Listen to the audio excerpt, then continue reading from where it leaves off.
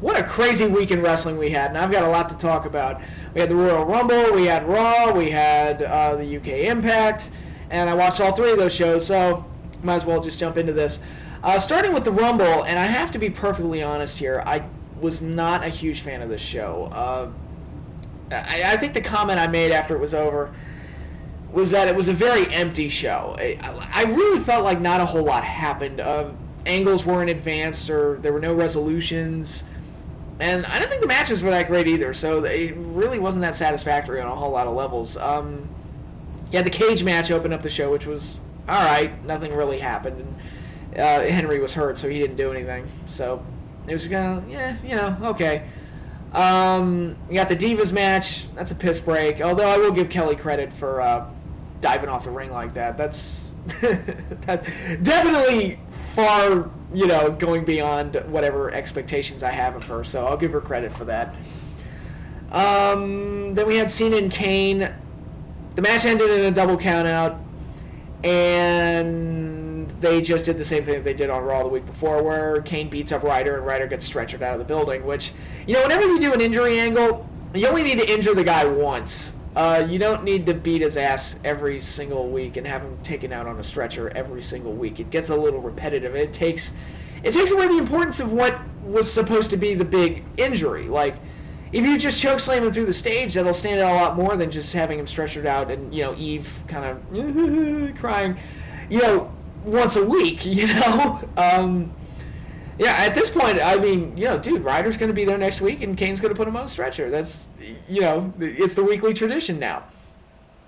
So that storyline didn't really advance or anything, and the match itself was okay at best. I would have rather, and I'll get to the Rumble match later, but I would have rather they'd entered Kane into the Rumble than have Cena run in and cost Kane the Rumble or something, and then do the match in February. Because, again, if you're just going to do a double countout, it's like, well, then why even do the match? Just give it another month to build, And, I'm just saying, throwing ideas out there. Of course, that's just the way my mind works. It's like, you got to save shit. Got to do long build-ups to everything. But then we got the Funkosaurus, which I haven't commented on Brodus Clay's new character, but I don't like it. And the main reason I don't like it is because I've seen it a million times. It's Rikishi and Flash Funk combined. And whenever there's a musical-based gimmick like Man Mountain Rock or Men on a Mission, or Lance Storm even had a dance gimmick at one point, it never lasts. It's probably funny once or twice, and then it fizzles out. And I have no reason to believe that won't happen here. The Funkosaurus, he'll be a flash in the pan. It'll fizzle out, and 10 months from now we'll be wondering why that's still on TV. And some people will say, well, what about Rikishi? Number one, Rikishi was having great matches and was kind of like, could be have really good badass matches when asked of him, so that helped. Also, the Dance Man gimmick only lasted about 10 months. People don't remember that because then they turned him heel. And then when they went back to doing him as the dancing fat guy in a thong, it was old, stale, and people were kind of sick of it. And then it went for about 3 years of them just pushing the same stale act over and over again. And it was, when they finally let Rikishi go, nobody really missed him when it was over. So you had like 10 months of him being legit over, and then about 3 years of just, stale bullshit. So no, I don't think Rikishi's a good example of how a dancing fat man can work, and I have no reason to believe that the Funkosaurus is going to last that long. And I know if Vince thinks something is funny, he'll keep it on the air as long as possible. Jillian Hall being a bad singer is living proof of that. I mean, they kept that going far beyond, the point of it mattering at all. But yeah, and then we got CM Punk and Dolph Ziggler, which I thought was going to be an amazing match. And it was about 10 minutes of a really good match, the type of match that I would expect these two to have. Dolph Ziggler right now is probably having the best matches in the company. I mean, he's just that good. And he can sell better than anybody in the company, which, really helps. But I felt like the match was kind of ruined. Like I said, it was 10 minutes of a really good match, and then about 5 minutes of shtick, and that whole, ref bump. Johnny Ace, is he going to screw Punk? Punk beats Ziggler 4 times. That whole deal. I got a little annoying, got a little repetitive, and I felt like it really tainted the match. And the match wasn't that long either, which was also kind of disappointing because, like I said, I didn't care that much for the build-up, but I thought, you know what, these two can have an amazing match. Just let them go out there and have an amazing match. And instead, it was just kind of an okay match with a kind of a silly ending that took away from it. So I had a problem with that. I thought the Daniel Bryan Punk match the next night on Raw was much better. Actually, to be perfectly honest, I thought Ziggler and Orton had a very good match. I thought Punk and Bryan had a really good match. And then on the Impact, the UK Impact, I thought Storm and Rude and Storm and Ray were both great matches too. So I felt like the 2 TV shows I watched this week had better matches than the pay-per-view did, which feels kind of wrong, but, there you go. And then the Rumble itself, there were a lot of returns, a lot of nostalgia pops, and a lot of comedy. Ricardo was really funny. Foley did some really funny stuff. I like that they used Karma up against the men because she's a talent that can believably work with the men. So I like that they did that. Hacksaw Jim Duggan came out, which was really funny. I like Hacksaw. So and as long as they don't have him push him over guys, put a belt on him or anything stupid like that, I'm fine with him making an appearance in a 30-man match. And Road Dogg came back, which I love that they chanted "You Still Got It" at him. I'm like, he never really had much of it. Did you see Road Dogg back in the day? He had a shtick and a routine. You basically saw that at the Rumble. And it was that for about 2.5 years, and then by the year 2000, we were all pretty much sick of it. So, and then when you fast forward to his time in TNA, and he was doing the shit with the VKM or whatever that horse crap was, it was even worse. But, it's neither here nor there.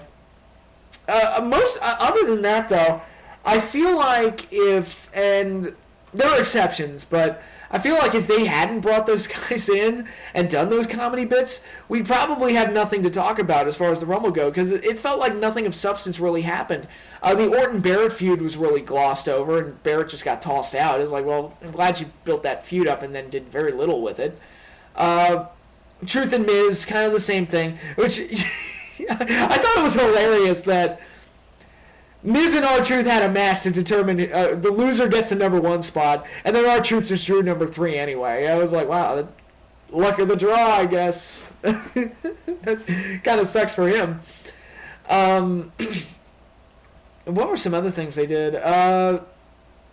But yeah, other than the comedy bits and the nostalgia pops, and some of the comedy bits I didn't think were that good, like bringing in King and Booker. And once Booker went in there, I was like, okay, Cole's going to get his spot. So, all right, so you got to use 3 Royal Rumble spots for announcers. Great. But other than that, there wasn't really a whole lot to talk about. Miz and Cody lasted a really long time in there, but I kept forgetting they were in there. I was like, oh yeah, there's Miz. I had completely forgotten at points during the match that Miz was even in there, believe it or not. And it wasn't one of the great Marathon Man performances you would see, like DiBiase in 90, Flair in 92, some of Shawn Michaels, Chris Benoit's, oops, we're not supposed to mention that name. Rick Martel in 91 is another one. Kane in 2001. Great Marathon Man performances. And I didn't feel like Miz really had that. He was just kind of there the whole match. And like I said, I kept forgetting he was there. And Cody didn't fare much better. They should have done something like that. Have Cody and Miz compete with each other or something. Have them work together at one point, and then in the middle of the match, have them turn on each other or something.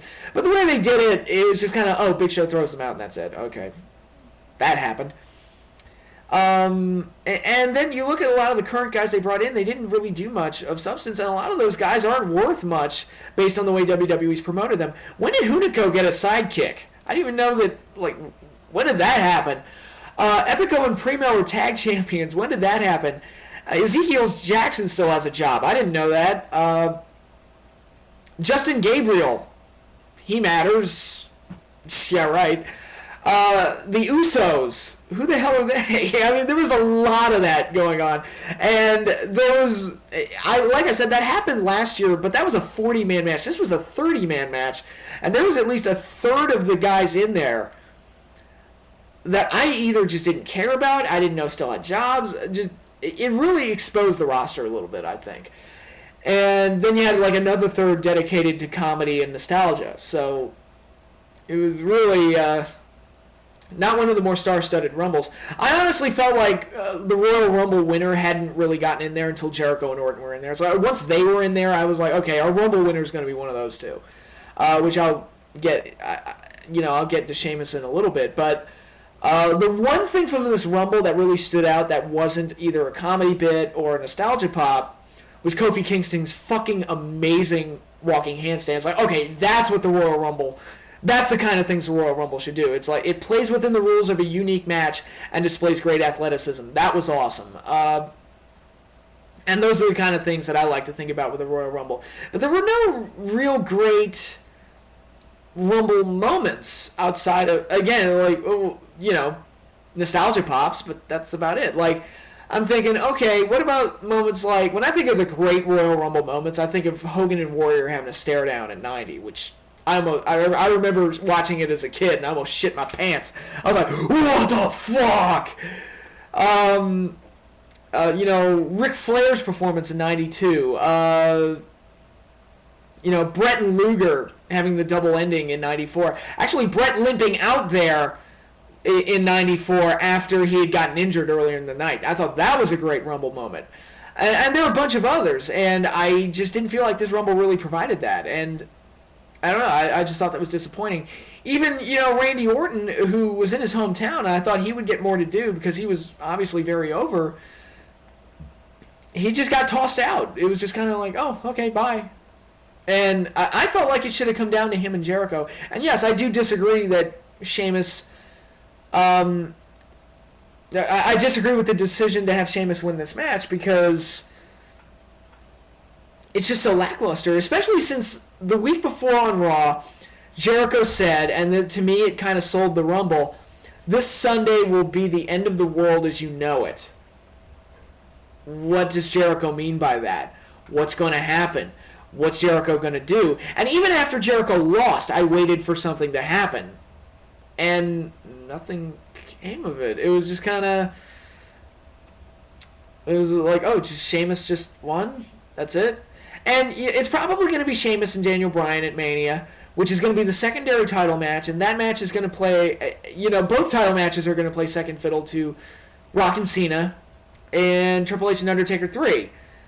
So why are you using the Rumble to set up what I feel is going to be the secondary world title match? Why do you have two world titles in the first place? That's a very good question.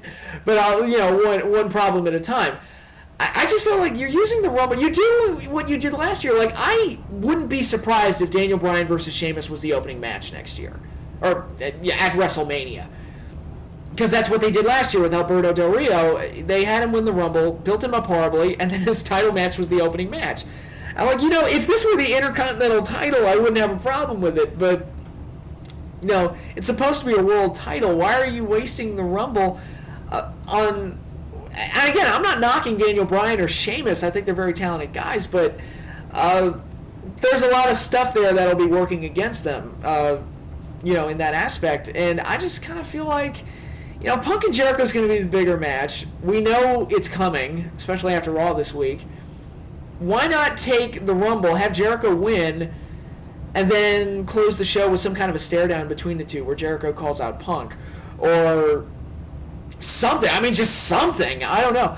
I thought it was a very lackluster ending and absolutely no payoff to something they'd set up on Raw the week before. The end of the world as you know it. What does he mean by that? Don't know. But this is the way it is, I guess. And again, going into Raw, I felt like more happened on Raw, both from a wrestling standpoint and a storyline standpoint. You got the ending with Undertaker. No, I do not give a shit whether or not Johnny Ace runs the show. I think it's a terrible angle. I don't care who runs the show, okay? I got sick of these power struggle angles many moons ago. Many, many years ago, okay? It died with Austin McMahon, all right? It's over. I don't care. But the ending with Undertaker at least gave us something to talk about. I was like, whoa, holy shit, that happened. I mean, yeah, Undertaker was wearing a wig, but it's still like something substantial. It's something worth talking about. It's a major headline. And that's something I felt like the Rumble didn't provide. And how do I feel about Undertaker and Triple H 3 at Mania? Some people said it's lazy. Yeah, it is to a point, because you got to be thinking, you're only going to have Undertaker for so many Manias now. This might be his last one. You got something a little bit more substantial than just having him go up against Triple H again. It's like something a little bit meatier, something with a little bit more substance to it.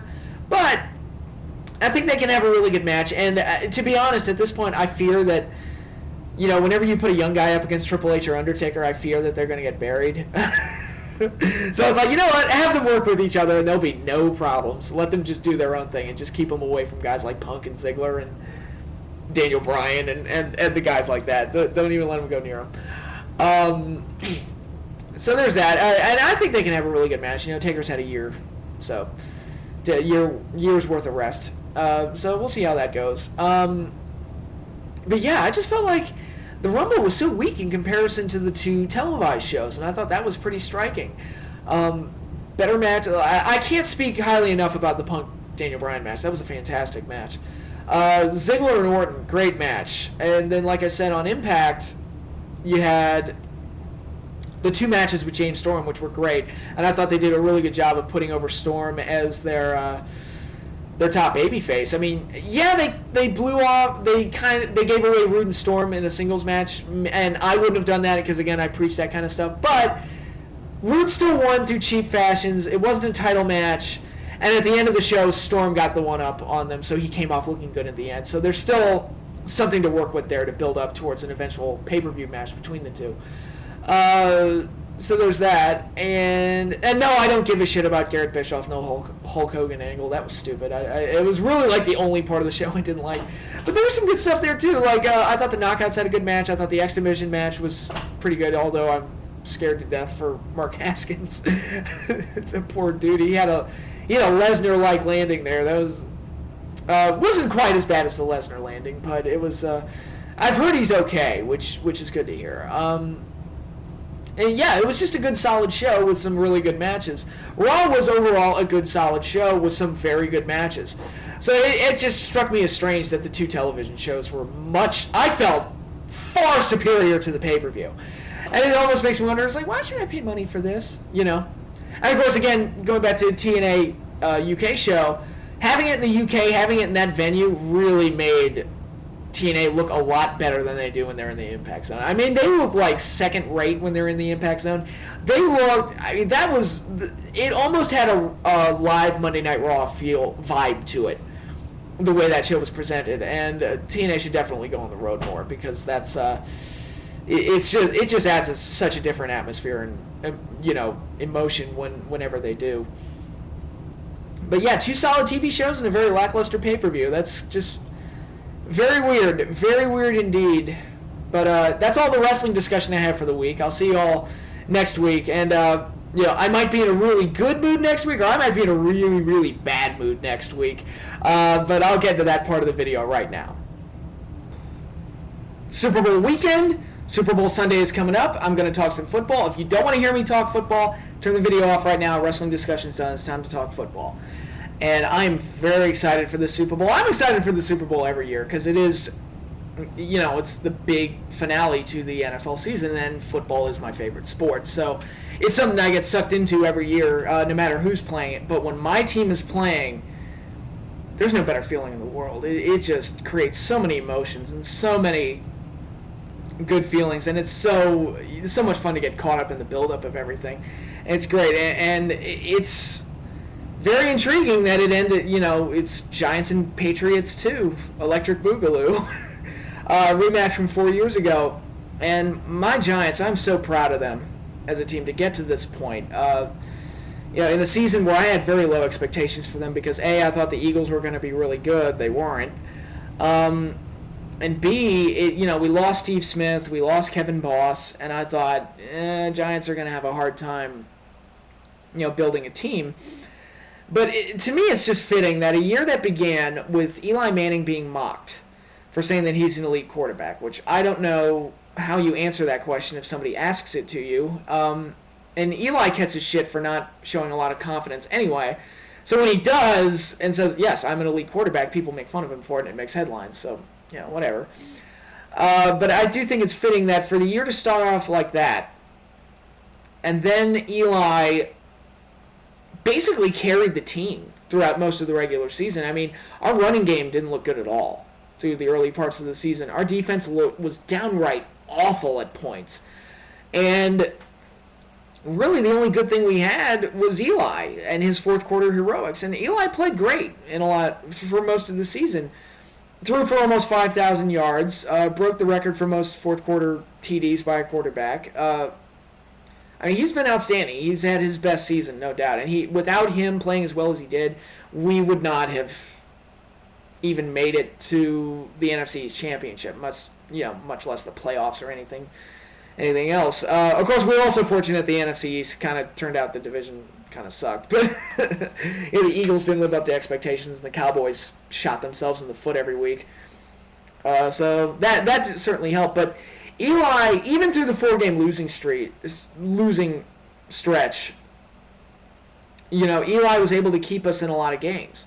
And he played really well. And most of our losses, I can't really blame on him. It mostly falls on defensive failures.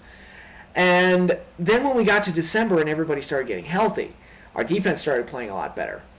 And our running game got going out of nowhere. And we had this makeshift offensive line that finally started clicking. And all of a sudden, all the pieces were in place, and we became a playoff caliber team. I say we were I'm actually on the team, but whatever. But yeah, it's been a hell of a ride, man. It's been awesome, and I'm very proud of my team to do what they've been able to do this season. It has just been outstanding. And I think any questions about Eli being an elite quarterback are dead and buried now. He is an elite quarterback. I'm not saying he's as good as Tom Brady or Peyton Manning. Nobody is. I mean, let's be honest. But he deserves to be listed in that class of elite quarterbacks, and he proved it this year. I mean, like I said, he carried the team, and now that all the components around him are clicking, they're winning. And it's really amazing to behold. God, who do you pick in this game? I feel a lot more confident about this game than I did about the game 4 years ago, because we were playing against an undefeated team 4 years ago. Now I feel like both teams are very evenly matched. The Patriots are nowhere near as good as they were back then, and I think we're better than we were back in 2007. So it's more of an even playing field this time around. God, I really don't know. Like, honestly, I'm thinking I'm going to pick the Giants because they're my team and I'm going to support my team. That's who I'm picking. And I do feel confident about this game. I feel like if our front four, with Jason Pierre-Paul, who has turned out to be a fucking beast. I love having that guy there. He was one of our emerging stars this year. If we can get pressure on Tom Brady, Tom's going to have a rough day. Let me just say that. If they don't have a good plan in place to stop that front four pressure, Tom's going to have a very bad day. Which I'm sure, Belichick and Brady, you got Brady's a great quarterback, one of the greatest quarterbacks of all time, not going to take anything away from him. And Belichick is a scary good coach. And, you can call him Belichick all you want or whatever, but over the whole Spygate thing. But the dude's a brilliant coach. And and they're going to prepare as best they can. I know they will. But it'll be interesting to see how all the matchups work out. And our offense, I think we can put points on them. And yes, the Patriots' defense, for being maligned, has played a lot better over the playoffs. But I think with Cruz, Nix, and Manningham, and Victor Cruz is another one who I hope has a big day. Because he's going to, if he is able to produce the way he has throughout the regular season, that the Patriots defense is going to have a bad day. And somebody I was talking to today earlier made a great point. It's like, they can't double cover everybody. Yeah, it's really interesting to see the Giants in that kind of play, Nix and Manningham and Cruz. But then we got, Ballard and Travis Beckham, who I think is kind of Travis Beckham is kind of overlooked in a way, but whenever he's made plays, he's made some really good ones. So Eli can throw underneath too. Like he can throw to Hynoski, who it's nice having a catching fullback. I liked Madison Hedgecock. He was a great blocker, but he couldn't catch worth shit. So now we have a great blocker who can also catch. So we have the fullback as an option. And then maybe, hopefully our running game has a good day, and Ahmad Bradshaw and Brandon Jacobs are able to make plays. So I feel like our offense is really good right now, and they're playing the best they have throughout the playoffs.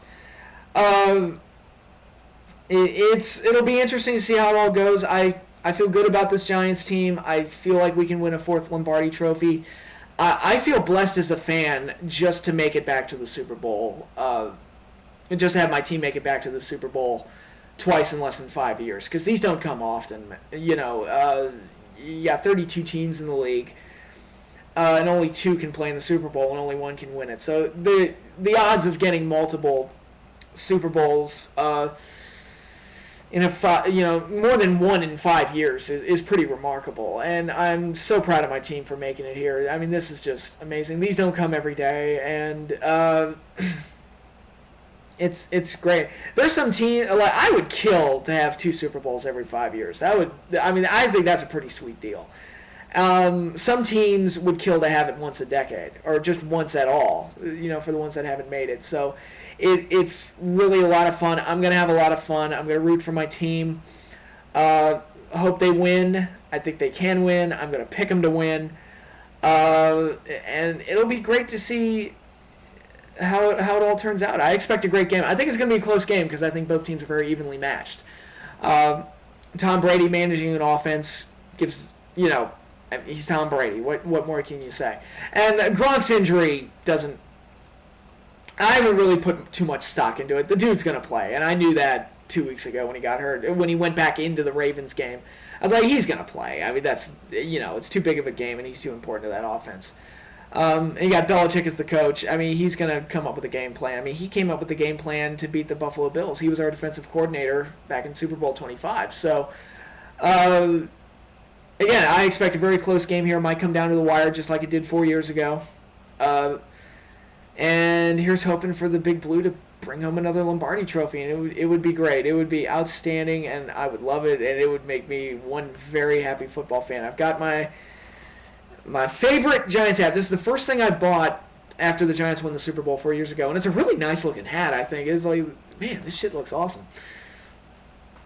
I really like how that hat looks. And I've got my Lucky Strahan jersey. I know Strahan doesn't play for the team anymore, but I was wearing this jersey the night the Giants beat the Patriots in the Super Bowl 4 years ago, and I was definitely wearing this jersey when Strahan sacked Brady, and that made me very happy. So here's hoping I have more good memories and more stories to tell after this Sunday. If the Giants don't win, I've lived through a Super Bowl loss. It's not the end of the world. It doesn't feel good. I mean, ask any fan whose team has lost the Super Bowl. It doesn't feel good, but you get over it. And I feel like I'm going to be able to look back on this season and think fondly of it, just to see where they were at the start of the season and to see what they eventually became and see the big wins that they got down the stretch. Again, I'm very proud of my team, and I'm very proud of what they were able to accomplish this year. But season's not over yet. We got to get that Lombardi, and I want it. I really, really want them to win another one. And here's hoping that happens. I hope you all enjoy the Super Bowl, enjoy whatever party you're all going to or throwing or whatever. And if you're supporting the Big Blue, thank you. If you're a Patriots fan and rooting against us, best of luck to you. But I want your team to lose. that's the way it is. But that's the end of my video for today, and I'll be back next week. And if you live under a rock and you don't hear who won the Super Bowl, just see what mood I'm in next week, and you'll know who won. So, yeah, that's the end of that. And I'll see y'all later.